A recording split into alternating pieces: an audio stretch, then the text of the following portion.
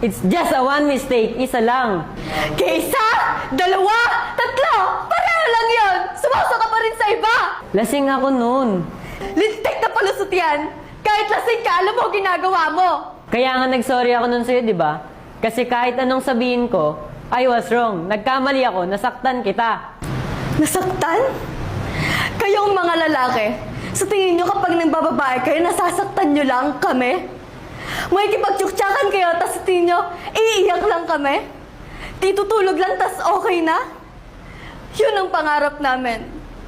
Sana nga, ganun na lang kadali yun. Kaso hindi. Walang tigil ang takbo ng utak namin. Pinipilit sagutin ng maraming tanong. Bakit niya kaya nagawa yun? Am I not enough? May kulang ba sa akin? May mali ba sa akin? Pangit ba ako? Pangit ba katawan ko? Kapalit-palit ba ako? No! Then why? Bakit mo ako nagawa lukuhin?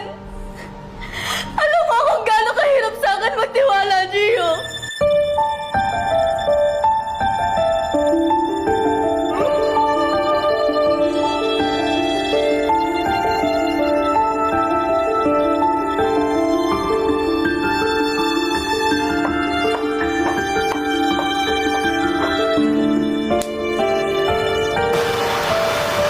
No, babe.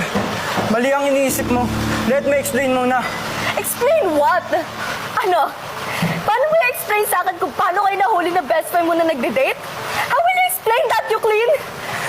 It's not what you think, Mish. Ay, kasi, nagpaplano kami ni Erica na mag-surprise sa'yo. Pagdating mo, Ng mukha nyo? Ang bababoy nyo! Pinagmukha nyo akong tanga eh! Kaibigan kita, Erica!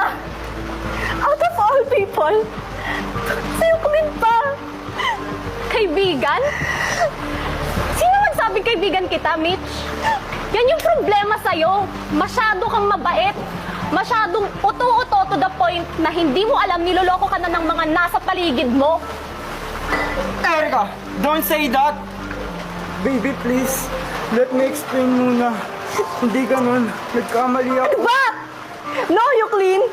Desisyon yung dalawa yan! Panindigan mo! Yung dalawa! I hope you're happy together. Kakausapin mo ako. Nagmumukha naman akong tanga dito eh. Gusto mo, murahin mo ako. Gusto mo ba? Gusto mo, saktan mo ako. Oh, ano? Pagod ka na ba? Ayaw mo na? Ha? Pagod ka na? Ayaw mo na ba talaga? Oh! Pagod na ako! Pagod na ako maglinis ng mga kalat mo! Pagod na ako magtrabaho! Pagod na ako mag-aral! Pagod na ako isipin kung paano mo nakakayang panoorin ang maganda upa!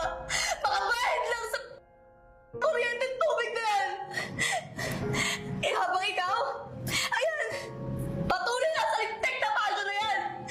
Puro na ng passion! Hindi tayo papakain ng passion na yan! Wala ka man lang pambili. Kahit cupcake man lang para sa akin. Pero dito meron. Dito sa...